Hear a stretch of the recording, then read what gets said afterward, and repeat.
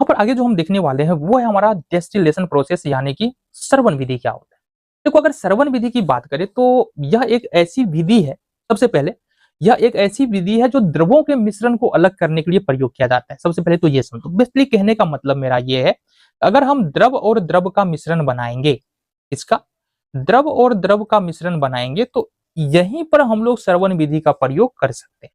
ठीक है जी, चलो बहुत बढ़िया। दूसरी बात यह है कि ये होता क्या है। तो देखो, श्रवण विधि एक ऐसी विधि है जिसमें क्या करते हैं, आओ जरा देखिए। श्रवण विधि एक ऐसी विधि है जिसमें सबसे पहले मिश्रण, सपोज हमारे पास एक द्रव है, द्रव किसी बर्तन में है, तो इस द्रव को हम लोग क्या करेंगे, है ना, ये जो द्रव है, इस द्रव एक बर्तन में है, इस द्रव को सबसे पहले अपन क्या करेंगे, गर्म करेंगे। तो हमको पता है द्रव को जब गर्म करते हैं तो वो क्या बनेगा, वो बनेगा वाष्प, है ना, ठीक है, ये बनेगा तुम्हारा वाष्प। फिर से इस वाष्प को ठंडा करेंगे तो ये फिर से बन जाएगा द्रव। तो बेसिकली श्रवण विधि एक ऐसी विधि है जिसमें किसी द्रव को, किसी मिश्रण को गर्म करते हैं जिससे वो वाष्प बनता है, फिर उस वाष्प को ठंडा करते हैं और उससे शुद्ध द्रव, हम शुद्ध पदार्थ प्राप्त कर लेते हैं। तो ये पूरा का पूरा श्रवण विधि है। आगे तुमको और ज्यादा अच्छी तरह से समझ में आ जाएगा जब तुम देखोगे कि पूरा पूरा डायग्राम क्या है, प्रोसेस क्या है, किस किस प्रकार के बर्तनों का प्रयोग हम लोग यहाँ पर करते, बर्तन ही बोलेंगे, है ना, अभी जो आसानी से समझ में आ जाए। आओ जरा देखते हैं, देखो यहाँ गौर से। तो ये पूरा का पूरा सेटअप है तुम्हारा, अगर प्रयोगशाला में जाओगे वहां पर श्रवण विधि करोगे तो इस प्रकार का कुछ सेटअप तुमको देखने के लिए मिलेगा। एक बार इस सेटअप को हम लोग समझ लेते हैं, फिर हम इसके बारे में डिस्कस करते हैं। तो सबसे पहली बात, ये जो तुमको दिख रहा है ना, ये तुम्हारा पूरा का पूरा स्टैंड है। क्या है, स्टैंड है। और स्टैंड क्या करता है ना, जितनी भी वस्तुएं है ना उसको पकड़ के रखने का काम करता है स्टैंड। चलो जी, ये जो ऊपर वाला पोर्शन दिख रहा है ये तुम्हारा थर्मामीटर है। क्या है, ये थर्मामीटर है। देन ये जो पूरा पूरा बर्तन दिख रहा है बड़ा वाला, ये है हमारा श्रवण फ्लास्क। क्या है, श्रवण फ्लास्क। इसी में हम जो है मिश्रण को रखेंगे। ठीक है, जो भी मिश्रण हमको अलग करना होगा उसके अवयवों को इसी में हम रखेंगे। चलो जी, ये हमारा बर्नर है। बर्नर बोले तो क्या, इससे हम मिश्रण को गर्म करेंगे, आग बोल सकते हैं। और ये है हमारा संघनक। क्या है, संघनक, मतलब जो वाष्प बनेगा उस वाष्प को ठंडा करेंगे तभी तो द्रव बनेगा। तो यहाँ पर वाष्प को ठंडा करने का काम इस संघनक में हम लोग करेंगे। तो इतनी बातें अगर तुम्हारे दिमाग में क्लियर है तो आओ जरा बात करेगी पूरा पूरा प्रोसेस क्या है। एक बात जो यहाँ पर जरूरी है ना, जब भी हम यहाँ पर श्रवण विधि का प्रयोग के बारे में बात कर रहे हैं तो यहाँ पर उन्हीं मिश्रण को लेंगे जिनके क्वथनांक में अंतर 20 डिग्री प्लस का है। 20 डिग्री प्लस 20 डिग्री से ज्यादा होना चाहिए क्वथनांक में अंतर। जैसे एक सिंपल सा उदाहरण, पानी का क्वथनांक कितना होता है तुम्हारा, 2 डिग्री सेल्सियस होता है। और एथेनॉल का जो क्वथनांक होता है वो होता है 78 डिग्री सेल्सियस। अब इस दोनों के बीच में अंतर देखेंगे तो 22 डिग्री सेल्सियस का आता है। तो पानी और एथेनॉल का यदि हमारे पास मिश्रण हो तो उसको अलग करने के लिए हम लोग श्रवण विधि का प्रयोग कर सकते हैं, दोनों अलग हो जाएगा। अब करेंगे कैसे, तो सपोज हमारे पास इसमें है किसका, पानी और एथेनॉल का मिश्रण। क्या है, पानी और एथेनॉल का मिश्रण ले लिया हमने। अब इसको धीरे धीरे गर्म करेंगे। गर्म करने के बाद जैसे ही गर्म करेंगे तो टेम्परेचर तो राइज होगा थर्मामीटर में, ताप धीरे धीरे थर्मामीटर का बढ़ता हुआ चला जाएगा। और कब तक बढ़ेगा, 78 डिग्री सेल्सियस तक।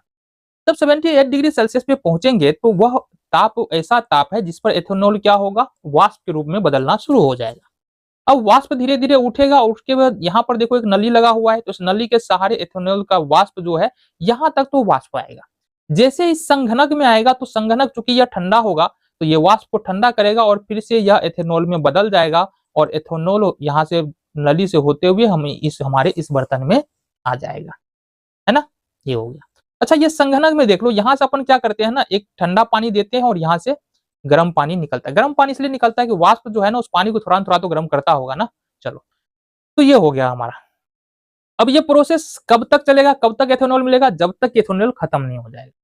अब कैसे समझे कि एथेनॉल खत्म हो गया, तो बाबू जैसे ही एथेनॉल खत्म होगा तो ये टेम्परेचर जो 78 डिग्री सेल्सियस पर अभी तक लटका हुआ है ये फिर से बढ़ना शुरू हो जाएगा। जैसे ही फिर से बढ़ेगा तो समझ लो कि जो एथेनॉल अलग हो चुका है, अब जो बचा है पानी है, प्रोसेस बंद कर दो, पानी को दूसरे बर्तन में निकाल लो, है ना, और एथेनॉल तो हमारे पास आ ही गया है। तो ये पूरा का पूरा श्रवण विधि है। श्रवण विधि का प्रयोग हम लोग कैसे करते हैं, किस प्रकार के मिश्रण के लिए करेंगे, ये सारी की सारी बातें हमने यहाँ पर क्लियर कर दी है। आई होप तुमको समझ में अरे आया ही होगा। चलो, तो अब अगर तुम्हारे दिमाग में आसवन विधि अगर आ गया हो तो थोड़ा सा जानकारी प्राप्त कर लेते हैं कि प्रभाजी आसवन क्या है। देखो, आसवन अगर तुमको समझ में आता है कि हमने अभी अभी बात किया है कि आसवन विधि एक ऐसी विधि है जिसमें किसी दो या दो से अधिक पदार्थों के मिश्रण को पहले गर्म करके वाष्प में बदला जाता है, फिर वाष्प को ठंडा करके वहां से हमको शुद्ध पदार्थ प्राप्त किया जाता है। ये हमारा आसवन विधि है। प्रभाजी आसवन विधि क्या है? प्रभाजी आसवन विधि, चूंकि आसवन विधि तो है ही, तो सारा का सारा प्रोसेस जो है वो हमारा आसवन विधि वाला ही चलेगा। अंतर कहां पर है? अंतर बस यहाँ है कि जो हमारा आसवन विधि था ना, देखो गौर से, जो हमारा आसवन विधि था उसमें जो मिश्रण बना है ना जिन पदार्थों से, उसके क्वथनांक में 20 डिग्री प्लस का अंतर था। 20 डिग्री या उससे अधिक अंतर है अगर क्वथनांक में, तो वहां पर हम लोग आसवन विधि का प्रयोग करते थे। जैसे कि पानी का क्वथनांक अगर हम देखेंगे तो ये होता है तुम्हारा कितना, 100 डिग्री सेल्सियस, और एथेनॉल का क्वथनांक यहाँ पर होता है 78 डिग्री सेल्सियस। तो यहाँ पर पानी और एथेनॉल को अलग करने के लिए हम लोग आसवन विधि का प्रयोग करेंगे। लेकिन यहाँ पर अगर हमारे पास मेथिल एल्कोहल दिया है जिसका क्वथनांक 65 डिग्री सेल्सियस है, और एसीटोन दिया है जिसका क्वथनांक 56 डिग्री सेल्सियस है, तो यहाँ पर देखो 10 डिग्री का अंतर है यहाँ पर। तो अगर क्वथनांक में 10 डिग्री या उससे कम का अंतर है, मिश्रण के जो अवयव है उसके क्वथनांक में 10 डिग्री या उससे कम का अंतर है, तो यहाँ पर जो सब विधि का प्रयोग करेंगे ये करेंगे किसका? प्रभाजी आसवन विधि का। अब प्रभाजी आसवन विधि का जो हमारा सेटअप होता है थोड़ा सा अलग होता है। आ जाओ इसके बारे में बात करें। देखो बाकी सब तो यही है, थोड़ा सा हम बता दे तुमको। आ जाओ यहाँ पर हितकारी की पा गया, आ जाओ। तो यहाँ पर जो है थोड़ा सा, हाँ चलो हट गया। तो प्रभाजी आसवन विधि के लिए जो हम फ्लास्क बनाएंगे ना वो थोड़ा सा अलग होता है। एक गोलाकार बर्तन तो नीचे होता है, एक गोलाकार बर्तन नीचे होगा, ठीक है। फिर इस पर एक और छोटा सा गोलाकार होगा, फिर इस पर एक और छोटा सा गोलाकार होगा, इस पर एक और छोटा सा गोलाकार होगा। इस प्रकार से ये हमारा ये श्रवण फ्लास्क बनता है, ठीक है। चलो, और इससे हमारा क्या जुड़ा होता है? इससे जुड़ा होता है हमारा लिविंग संघनक। क्या जुड़ा होता है? लिविंग संघनक। और यहाँ हम बर्तन को रखते हैं। बाद बाकी प्रोसेस पूरा, अब देखो सिर्फ जो है ना, जो फ्लास्क है हमारा इस प्रकार से सेटअप होगा, बाद बाकी प्रोसेस हमारा सेम ही रहने वाला है। अब देखो, तो हम यहाँ पर किसका मिश्रण रखे हैं? अगर पीछे देखे तो यहाँ पर जो हम मिश्रण रखे हुए ना, थोड़ा सा इसको मिटा लेते हैं, ठीक है, तब हमको समझ में आएगा। नहीं मिटाएंगे क्यों, आ जाओ ना यहीं पर। हाँ ये, अब हमारे पास जो मिश्रण है वो किसका है? देखो मिश्रण है हमारे पास किसका, कलम चेंज कर ले जरा, हाँ ये ठीक है। तो हमारे पास अब मिश्रण जो है ना वो है हमारा मेथिल एल्कोहल, मेथिल एल्कोहल और एसीटोन, जिसके क्वथनांक में 10 डिग्री सेल्सियस का अंतर है। अब याद रखना कि यहाँ पर ये फ्लास्क है ना, ये हमारा इस प्रकार का नहीं है, जो पीछे हमने बताया है उस प्रकार का फ्लास्क रहेगा।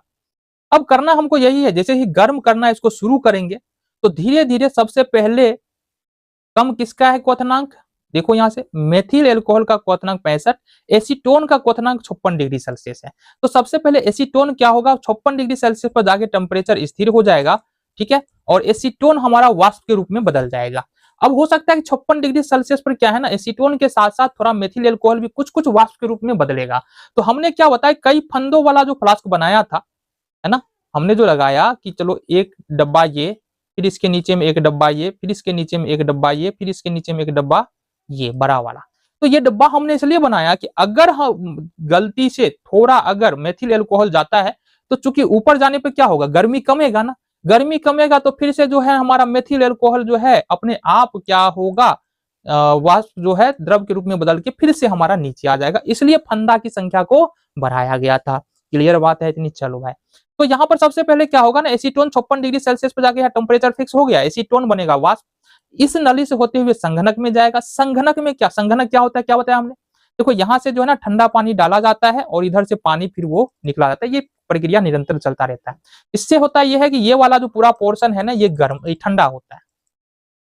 तो वाष्प यहाँ से नली से होते हुए यहाँ तक तो गर्म आएगा, बट इस वाले संघनक में आते ही ठंडा होगा, ठंडा होने के बाद फिर से ये तुम्हारा द्रव में बदल जाएगा।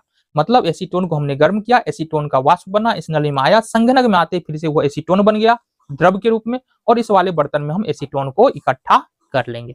यहाँ पर हमने एसीटोन को इकट्ठा कर लिया। अब यह प्रक्रिया तब तक जारी रखेंगे जब तक कि यह 56 डिग्री सेल्सियस जो टेम्परेचर है वो राइज करना यानी आगे बढ़ना नहीं शुरू हो जाए। जैसे ही टेम्परेचर आगे बढ़ना एक बार शुरू होता है तो ये पूरा का पूरा प्रोसेस हम वहीं पर बंद कर देंगे। एसीटोन अलग हमारा, और इस बर्तन में जो हमारे पास बचा हुआ पदार्थ है वो है मेथिल एल्कोहल। ठीक है, चलो जी, ये था प्रभाज्य आचमन। थोड़ा सा अंतर है, बहुत ज्यादा का अंतर नहीं है।